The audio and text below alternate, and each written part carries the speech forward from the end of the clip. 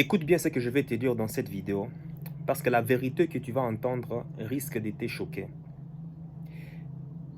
Il y a un espèce de monsieur, je ne sais même pas si je peux l'appeler homme, mais je dirais un garçon, euh, qui me dit que mon point de vue, mes opinions sur le féminisme est complètement biaisé et que je ne savais pas de quoi je parle. En fait, il m'a traité de tous les mots, hein. Bref, on s'en fout de toute façon. Et quand j'ai essayé de me renseigner un peu sur ce soi-disant monsieur garçon, enfin cette espèce de nature masculine si je peux dire, et j'ai remarqué que il n'avait rien. Il n'avait rien d'intéressant dans la vie. Probablement un homme frustré, je peux dire, un homme frustré de base, et qui espère en soutenant justement les femmes que il obtiendra en retour leur compassion ou bien leur amour, soi-disant. C'est ce que les hommes frustrés, c'est ce que les hommes croient. Mais tu n'auras rien de la part de ces femmes. Déjà, elles ne sont pas attirées par ces genres d'hommes. Tu seras simplement mis dans une cage où on te prendra et on va t'utiliser comme une serpillière à leur guise. Je dis aux hommes, hein, je parle des hommes, je ne parle pas des garçons. Je m'adresse aux hommes. En tant qu'homme, tu ne dois jamais te laisser décourager, tu ne dois jamais te laisser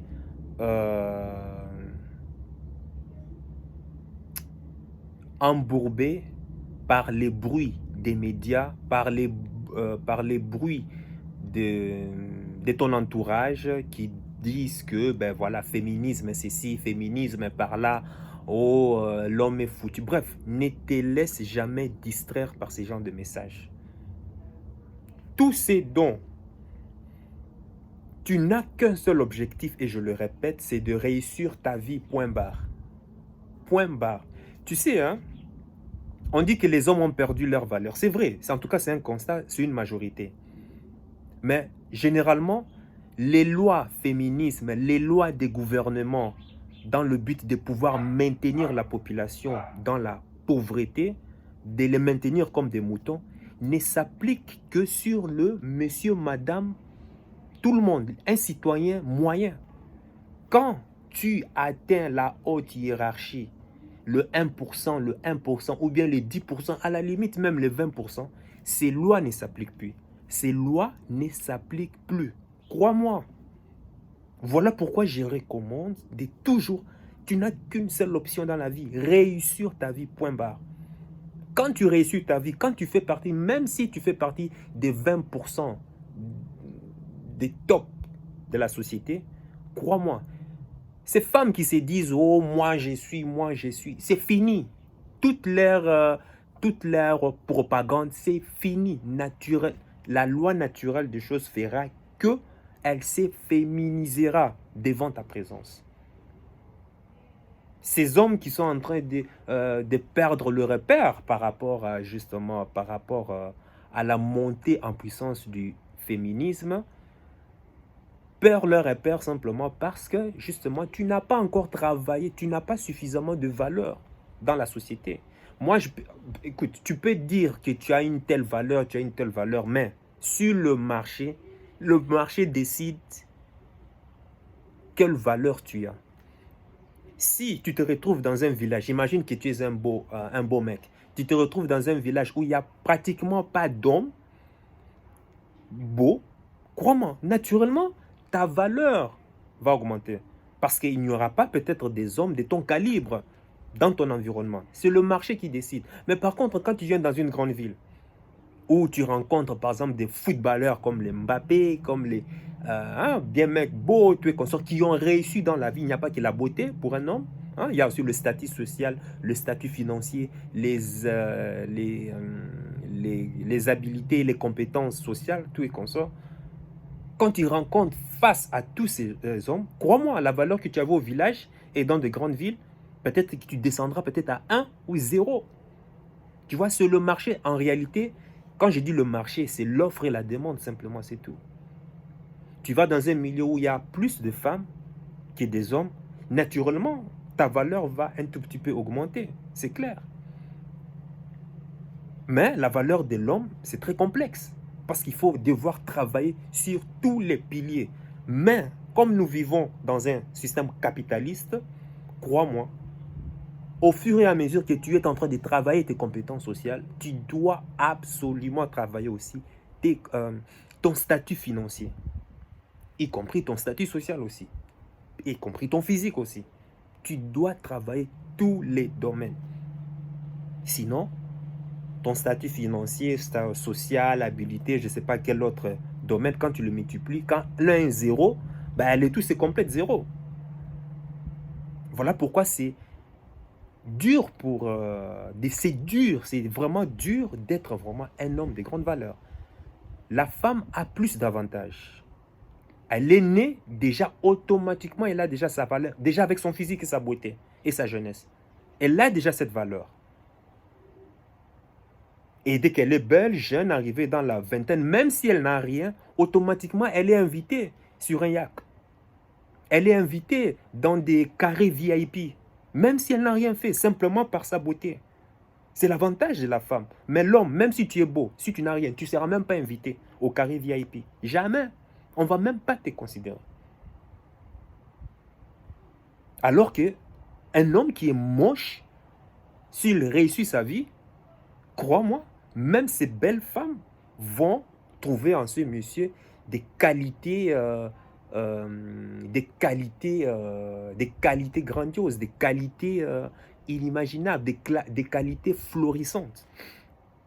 Est-ce que tu comprends le concept? Donc, tu dois, toi en tant qu'homme de valeur, tu dois, même parmi les hommes de valeur, il y a plusieurs catégories. Il faut savoir cela. Tu dois travailler sur tous les plans.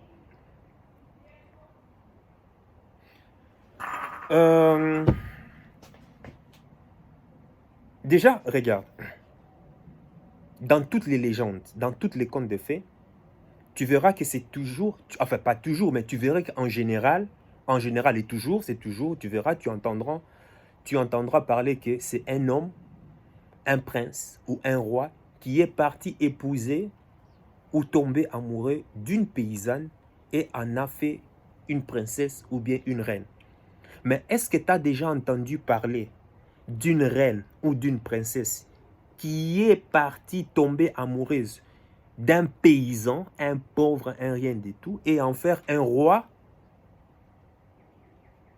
Ah, dis-moi, en tout cas, même si c'est un conte de fées, même si c'est une fausse histoire, amène-moi cette histoire et présente-le-moi sur cette chaîne, dans les commentaires. Si tu as déjà entendu parler d'une femme, reine ou princesse, tomber amoureux d'un paysan et en faire un prince. Ça n'existe pas.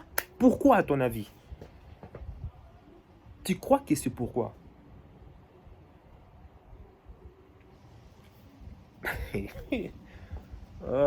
Ma chaîne parle de business, mais bon, des fois, je suis un peu obligé de passer par le concept des relations. Enfin, en fait, tout est interconnecté, hein. L'économie, la montée en puissance du féminisme, la destruction de la hiérarchie, homme, femme, papa, maman, enfant, tout est interconnecté. Voilà pourquoi je touche un peu plus ou moins à tous les sujets, même si, bon, je préfère rester vraiment sur business, entrepreneuriat et puis mindset. Mais en fait, je me suis rendu que tout est interconnecté, en fait. Tu ne verras jamais une princesse ou une reine partir épouser un paysan pauvre et en faire un roi ou un prince. Jamais.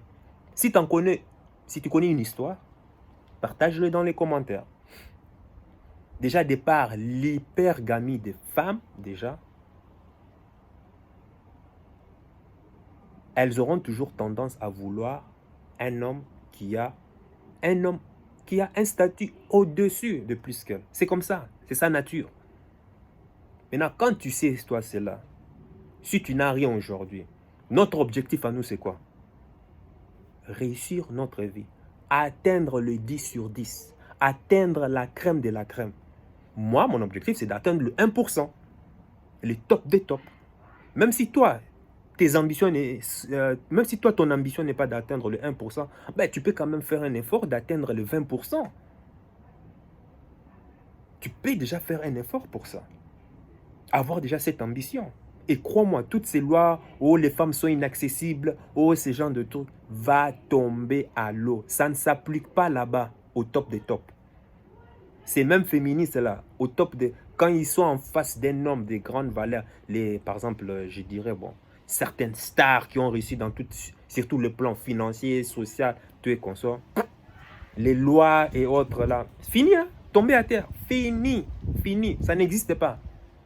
Mais le petit peuple, oui, ces lois sont imposées au petit peuple. Voilà pourquoi tu dois atteindre le top des tops. D'ailleurs, même ça me fait penser au féminisme. D'ailleurs, j'aime pas discuter avec les féministes en général parce que toujours les arguments sont toujours donnés de manière émotionnelle. Il n'y a pas du concret. Et en général, ce qu'elle te dit au début et à la fin, tu vois qu'il y a une totale contradiction. Et le pire, c'est que généralement les féministes toujours toxiques et autres là, veulent toujours arriver à leur fin, même si elles doivent emprunter des chemins, des manipulations, des chemins destructeurs, elles vont le faire dans le but de toujours arriver à leur finalité. Et tu verras que notre génération actuelle, qu'est-ce qui motive généralement tous ces féministes à monter en puissance, à animer les réseaux sociaux? C'est l'argent. L'argent. Tout est lié par l'argent. Déjà, au départ, le féminisme. Le féminisme a été sponsorisé par la CIA, les services secrets américains. Parce qu'il était inadmissible pour les gouvernements à l'époque, dans une famille qui est composée de papa, maman, comment ça s'est fait que on pouvait simplement tirer les impôts, c'est-à-dire puiser les impôts de la part de l'homme. Et la femme qui était là, pourtant, qui fait bien partie de la société, ne contribuait pas. Pour la société capitaliste, je dis toujours, parmi les personnes capitalistes, le groupe capitaliste, il y a deux groupes. Il y a les capitalistes parasites et puis il y a les capitalistes qui apportent de la valeur dans la société. Et justement, ces parasites-là en question trouvaient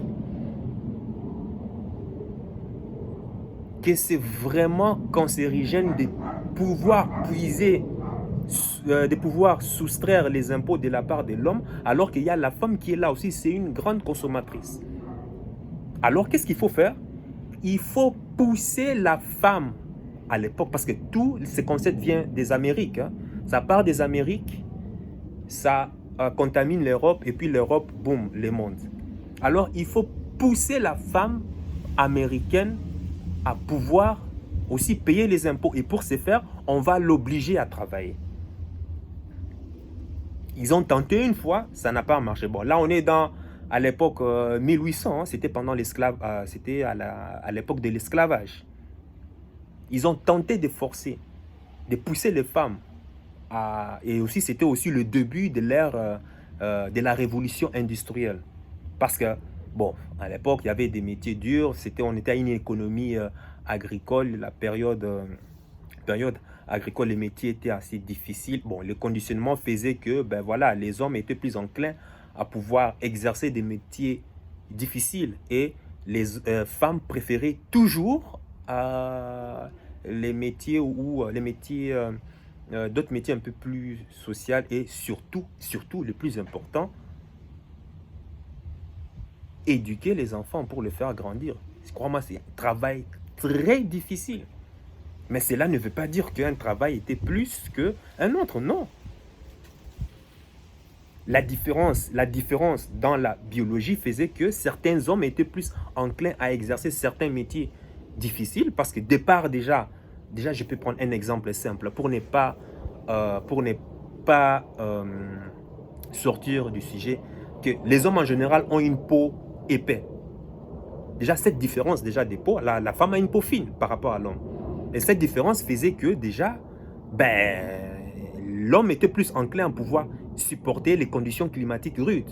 Voilà pourquoi, c'est expliqué pourquoi que l'homme partait en général à la chasse, à l'extérieur, et que la femme préférait toujours rester dans le clan, dans la tribu, à exercer d'autres métiers, par exemple. C'est une différence, par exemple. La nature, la conséquence de la nature faisait que les hommes étaient plus enclins, les hommes avaient des grosses épaules, hein, des épaules bien larges, carrées.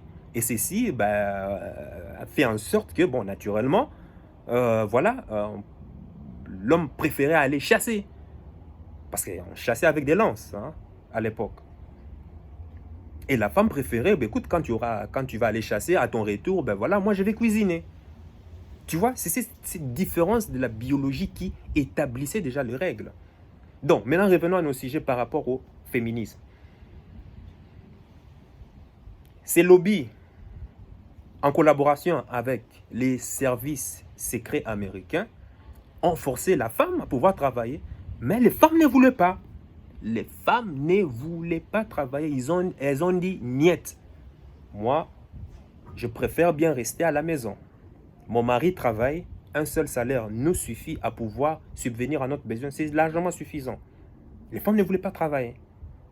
Alors maintenant, qu'est-ce qu'ils ont fait? Vers 1800-1865, si je ne me trompe pas, c'était pendant l'époque de l'esclavage, ils ont autorisé la femme noire, parce que c'était pendant l'esclavage, qui était déjà, qui était esclave, à pouvoir voter, à pouvoir avoir droit au vote. Donc, les femmes noires étaient les premières à pouvoir avoir accès au suffrage des votes, au suffrage et autres. La femme blanche américaine, voyant cela, mais comment ça se fait qu'une esclave noire puisse pouvoir voter alors que moi je suis des côtés? Et voilà les premiers mouvements féministes ont commencé comme ça. C'était leur revendication, c'était avoir droit au suffrage. Est-ce que tu comprends? Et elles ont obtenu gain de cause. Toutes les femmes devraient avoir droit au vote. Bref, bon, ça c'est l'histoire de l'esclavage. Ça c'est encore un autre sujet qui demande encore beaucoup de débats. Et puis la deuxième vague du féministe, si je ne me trompe pas, mais tu peux me corriger, vers les années 60, et déjà ça a été mené par... il y avait une activiste qui s'appelait Gloria Steiner. Gloria Steiner, qui était la femme de fer qui a milité pour la libération. Bon, les années 60, c'est le mouvement hippie, la liberté des sexualisations des femmes, la libération, la liberté financière et autres, les droits au travail. Donc, Gloria Steiner était un agent de la CIA. Et ça, personne ne le sait. Pourquoi? Parce que ces gens avaient un objectif derrière ces mouvements. Donc, le féminisme se sont associés aux hippies qui revendiquaient aussi cette liberté, le droit à la parole, ce genre de trucs, parce que c'était aussi pendant l'époque des révolutions et autres. Ils se sont associés aux plusieurs mouvements. Le mouvement LGTB, il y avait les homos, il y avait les gays, il y avait aussi certaines, comment on appelle ça, mouvements aussi des femmes noires aussi, black, pour revendiquer la liberté de la femme noire. D'où le fameux nom LGTB, je ne sais pas quoi, moi comment on appelle ça. Bref, mais tu m'auras compris. Ils se sont associés et le mouvement est devenu vraiment un mouvement puissant. Ça c'est vers 1860. Et là c'était vraiment leur revendication tournée vraiment autour vraiment de la liberté. Et c'était surtout pour la femme, en général, c'était surtout les droits au... comment on appelle ça? Les droits au avortement. Parce que les femmes voulaient parcourir des kilomètres sexuels sans pour autant tomber enceinte. Parce que c'est ça même, l'enjeu même, quand je parle de la psychologie évolutive, c'est que l'enjeu de la femme, c'était, voilà pourquoi les femmes sont très sélectives, c'est elle ne peut pas se donner à n'importe qui, à n'importe quel homme. Imagine, tu tombes sur un idiot, tu t'accouples avec. Le problème, l'avantage de l'homme, c'est que l'homme vient et puis disparaît, il s'en fout, hein. Il disparaît dans la nature. Mais si la femme qui reçoit cette sémence de l'homme, ben, tombe facilement enceinte, ça c'est la biologie. Et la femme doit supporter cela pendant 9 mois, et pas seulement 9 mois, 1 année, 2 ans, avec ce même enfant. Donc, c'est elle qui restait avec toutes les conséquences. Et voilà pourquoi la biologie de la femme a été conditionnée à pouvoir être très sélectif au niveau du choix du partenaire masculin. Ce n'est pas pour rien. La femme, je l'ai expliqué dans mes vidéos, c'est ce qui explique l'hypergamie. La femme sélectionnera plus l'homme qui manifeste des pouvoirs de dominance, des pouvoirs de leadership, voudra plus s'associer à ce genre d'hommes, s'accoupler même à ce genre d'hommes. Et en deuxième temps, elle voudra de cet homme, elle voudra tirer de cet homme sa ressource. Quand je dis sa ressource, c'est moyen, comment on appelle ça, sa ressource, ça peut être financier, ça peut être... bref, c'est surtout financier. Elle voudra de sa ressource en vue de pouvoir élever l'enfant, de s'occuper de cet enfant. En quelque sorte, élever un homme alpha, un homme qui manifeste, ses qualités de dominance, ses qualités vraiment très masculines, mais en même temps, elle veut le transformer pour qu'il soit un bêta, pour féminiser cet homme dans le but de pouvoir soutirer ses ressources afin de s'occuper de l'enfant. Tu vois la contradiction? Parce que c'est l'homme qui va toujours à la conquête, l'homme qui va toujours à la chasse, l'homme qui va toujours à la liberté, explorer. Ça, c'est enclin en nous. Parce que si tu es né naturellement, si tu es né à pouvoir aller toujours à la conquête, tu ne peux pas te stabiliser, tu ne peux jamais te sédentariser dans un couple. Or, l'objectif de la femme, justement, c'est ça. Pourquoi elle est plus enclin à créer des liens. Voilà pourquoi elle veut toujours changer tes objectifs afin que tu t'accommodes à sa manière à elle de voir les choses. Et crois-moi, le jour où tu le fais, t'es foutu. T'es foutu. À partir du moment où tu abandonnes tes ambitions pour les objectifs de la femme, t'es foutu. Tu n'auras plus de respect. Tu n'auras plus de respect. Et ceci, elle le fait consciemment ou inconsciemment. Voilà pourquoi il faut être un homme pour toujours recadrer la femme. Parce que des fois, entre ce qu'elle pense et ce qu'elle dit et ce qu'elle fait, il y a 3 mondes différents. Elle croit pouvoir penser quelque chose, elle les dit, mais elle ne ressent pas. Des fois, elle ressent quelque chose, elle les dit, mais elle ne le fait pas. Des fois, elle fait quelque chose qu'elle n'a pas pensé, mais elle a ressenti. Ou bien qu'elle n'a pas ressenti, elle le fait, mais qu'elle n'a jamais dit. Tu vois, c'est compliqué, hein? Et tout ça, c'est dû aux hormones. Maintenant, si toi, tu es féminisé, qu'est-ce que tu vas faire? Tu vas la soutenir dans cette optique. Et elle va t'en vouloir et elle va te le faire payer. Parce que elle attend plutôt de toi que tu puisses la recadrer. Et elle va te remercier, crois-moi.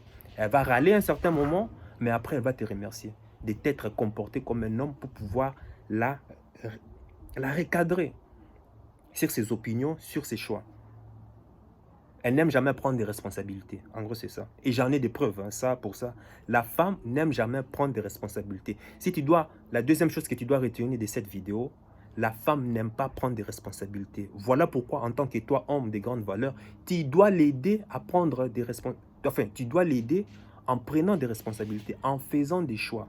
Et elle doit s'y accommoder.